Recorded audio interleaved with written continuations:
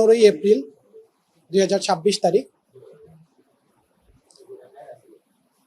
আমাদের যে গ্রেপ্তারকৃত আসামি তার নাম হচ্ছে বিপু, ভালো নাম হচ্ছে বিপ্লব হোসেন বিপু। তার একটা গরুর খামার আছে, সেটা হচ্ছে আশুলিয়া থানা এলাকায়।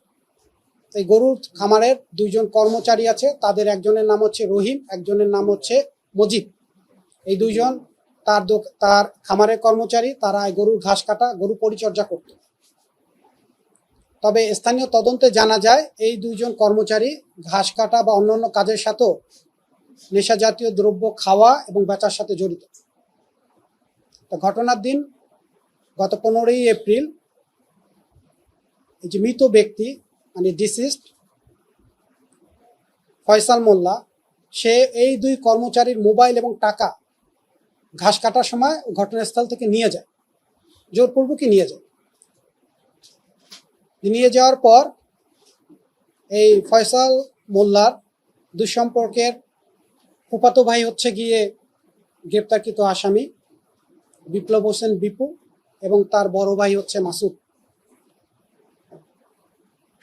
বিপু যখন বাসায় ফিরে তখন তার কর্মচারীর কাছ থেকে এই টাকা এবং মোবাইল নেওয়ার কথা শুনতে পেরে সে এই মৃত ব্যক্তির বাবাকে মানে ওনাকে ফোন দেওয়ার পর তার বাবা শোনার পর বলে যে তোর যা মনে চায় তাই কর।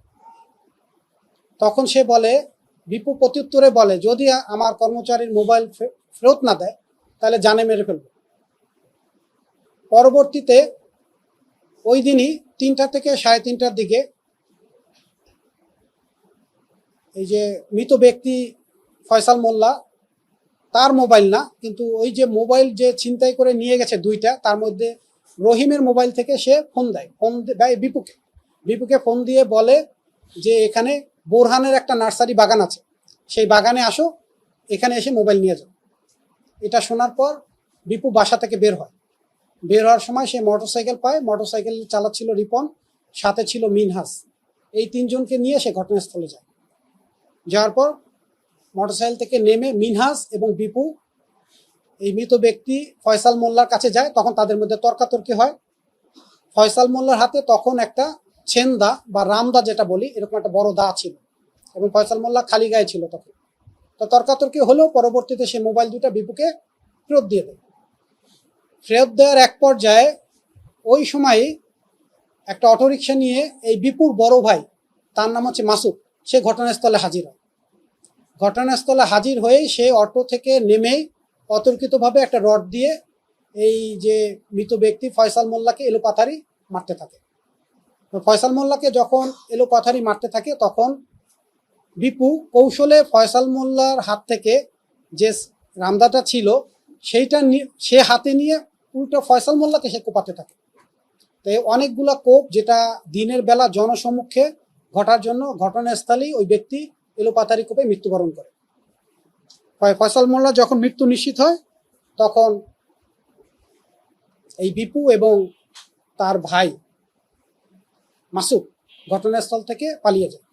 তা পরবর্তীতে এটা 15 তারিখের ঘটনা। 16ই এপ্রিল আশুলিয়া থানায় একটা রেগুলার হত্যা মামলা রুজু হয়। হত্যা মামলা রুজু হওয়ার পরিপ্রেক্ষিতে তারাও তদন্ত শুরু করে, আর আমরা প্রথম থেকেই ঘটনাস্থল পরিদর্শন করি। আমাদের পিবিআই চিফ অতিরিক্ত আইজি মহোদয়ের নির্দেশনা ক্রমে আমরা ছায়া তদন্ত অব্যাহত রাখি ঘটনা। পরবর্তীতে আমরা গত 19 এপ্রিল মামলাটা আমরা আমাদের পিবিআই সউদ্যোগে গ্রহণ করার পর আমরা এই মামলা যে কেন এই হত্যাকাণ্ড সংঘটিত হলো এবং এই আসামিদ্বয়ের অবস্থান বা আসামিদ্বয়ের গ্রেপ্তারের জন্য আমরা একটানা অভিযান পরিচালনা করি। যেহেতু দুইজনই ঘটনাস্থল থেকে ঘটনার সময় মোবাইল অফ করে এবং আত্মীয় স্বজনের সাথে সংযোগ বিচ্ছিন্ন করে পালিয়ে যায়, সেক্ষেত্রে আমাদের একটু পরিশ্রম করতে হয়েছে যে তাদের অবস্থান নির্ণয়ের জন্য। আমরা এক পর্যায়ে জানতে পারি যে এই আসামি বিপু ফরিদপুরে অবস্থান করছে। পরবর্তীতে আমরা আমাদের পিবিআই টিম ফরিদপুরে আমরা অভিযান পরিচালনা করি এবং ফরিদপুরের বোয়ালিয়া থেকে আমরা এই বিপুকে গ্রেপ্তার করতে সক্ষম হই। গ্রেপ্তার করার পর আমরা প্রাথমিক জিজ্ঞাসাবাদে নিশ্চিত হই এবং সে আমাদের কাছেও স্বীকার করে যে তাদের মধ্যে পূর্ব থেকেই এই সংক্রান্ত বিরোধ ছিল এবং এটা মাদকেরও কিছু বিষয় তাদের সাথে জড়িত ছিল এবং দুই ভাই মিলেই এই তার দুঃসম্পর্কের যে মামাতো ভাই, এই যে ভিকটিম ডিসিজড ফয়সাল মোল্লাকে হত্যা করেছে ঘটনাস্থলে আমরা আনার পর তাহলে তাকে জিজ্ঞাসা করি তাহলে যে হত্যাকাণ্ডের অস্ত্র কোথায়। জিজ্ঞাসাবাদে সে বলে যে সে যখন চলে যাচ্ছিল তখন হত্যাকাণ্ডের যে অস্ত্রটা মানে চেন্দাটা বা রামদা ব্যবহার হয়েছে সেটা ঘটনাস্থলে সে ছুঁড়ে ফেলে দিয়ে চলে গেছে ঘটনা যাওয়ার পথে। পরবর্তীতে আমরা গতকাল মানে 21 তারিখ সকালে তাকে নিয়ে ঘটনাস্থলে যাই এবং ওই এলাকাটা সার্চ করি যেহেতু অস্ত্রটা উদ্ধার করা যায় কিনা। পরিপ্রেক্ষিতে আমরা আমাদের টিম ওই অস্ত্র উদ্ধার করতে সক্ষম হয় এবং সে নিজে সেই অস্ত্র শনাক্ত করে।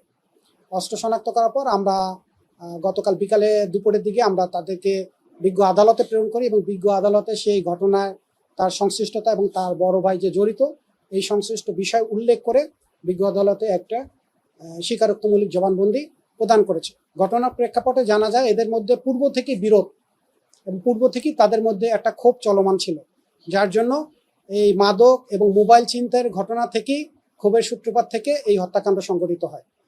তবে ঘটনাস্থলে হত্যাকাণ্ডে যে ব্যবহৃত অস্ত্রটি সেটা যে মৃত ব্যক্তি ফয়সাল মোল্লার হাতেই ছিল। বড় ভাই যাওয়ার পর সেই ফয়সাল মোল্লার হাত থেকে সেই রামদাটা কেড়ে নিয়ে সে নিজেই এই হত্যাকাণ্ড ঘটায় এবং প্রথম দিকে মাসুদ যাওয়ার পর প্রথমে যখন রড দিয়ে তাকে আক্রমণ করে তখন সে হতবিহ্বল হয়ে পড়ে। এই ফাঁকে বিপু মৃত ব্যক্তি ফয়সাল মোল্লার হাত থেকে এই অস্ত্রটা কেড়ে নিয়ে তাকে এলোপাথারি কূপে ঘটনাস্থলেই হত্যা করে এবং এটার আমরা একটা সিসিটিভি ফুটেজও পেয়েছি অনেক দূর থেকে। সেটা অবয়ব বোঝা যায় কিন্তু পুরোপুরি লোকের চেহারা বা এইভাবে কিছু আসে না, কিন্তু দূর থেকে বোঝা যায় একদম 2টা-2:30টার দিকে ঘটনা, দিন দুপুরে, যার জন্য এই এলাকায় একটা অসন্তোষ বিরাজ করছিল এবং জনগণের মধ্যে একটা উদ্বেগ সৃষ্টি হয়েছে যে দিনে দুপুরে এভাবে হত্যাকাণ্ড। এই জন্য আমরা পিবিআই যেটা করেছি আমরা মামলা নিয়েছি 19 তারিখ এবং আমরা 21 তারিখের মধ্যেই মামলা বিজ্ঞ আদালতে স্বীকারোক্তিমূলক জবানবন্দি আসামিকে উপস্থাপন এবং এই অস্ত্র উদ্ধার করতে সক্ষম হয়েছি। তা আমরা যদি বলি তাহলে 16 তারিখের মামলা আমরা গত 21 তারিখ তার মানে 7 দিনের মধ্যেই আমরা এই মামলার রহস্য উদ্ঘাটন, মামলার আসামি স্বীকারোক্তিমূলক জবানবন্দি এবং হত্যাকাণ্ডে ব্যবহৃত অস্ত্র উদ্ধার করতে সক্ষম হয়েছি। তবে এখনো তার বড় ভাই আত্মগোপনে আছেন যে মাসুদ, যে প্রথমে গিয়ে তাকে রড দিয়ে আঘাত করে। আমরা তার ব্যাপারে খোঁজখবর নিচ্ছি এবং আমাদের টিম কাজ করছে সার্বক্ষণিকভাবে। এছাড়াও এই ঘটনায় আরো অন্য কোনো সংশ্লিষ্টতা আছে কিনা বা অন্য কোনো বিষয়ে ভিতর ইন্ধন আছে কিনা সেটাও আমরা খতিয়ে দেখছি। আশা করি আমরা অন্য আসামিকেও গ্রেপ্তার করতে সক্ষম হব এবং একই প্রক্রিয়ায় আমরা বিজ্ঞ আদালতের মাধ্যমে এই মামলাটা পুরোপুরি যাতে ভুক্তভোগী পরিবার তাদের সেই ন্যায় বিচার পায় সেটা আমরা নিশ্চিত করতে সক্ষম হব বলে আশা করি। পূর্বশত্রুতা তারা দুঃসম্পর্কের মামাতো ফুফাতো ভাই, যতটুক শোনা যায় সেটা স্থানীয়ভাবে যতটুক শোনা যায় যে এদের মাদক রিলেটেড একটা বিষয় আছে, এদের ইন্টারনাল ইস্যু আছে। আর একটা বিষয় হলো যে ফয়সাল মোল্লার সাথে তার আগেও এই সমস্ত বিষয় নিয়ে এই ছিনতাই বা মোবাইল নেওয়া বা টাকা পয়সা জোরপূর্বক ছিনিয়ে নেওয়া এই সংক্রান্ত বিষয় নিয়ে আগে থেকেই তাদের মধ্যে একটা বিরোধ চলমান ছিল, পূর্ব থেকে বিরোধ চলমান ছিল।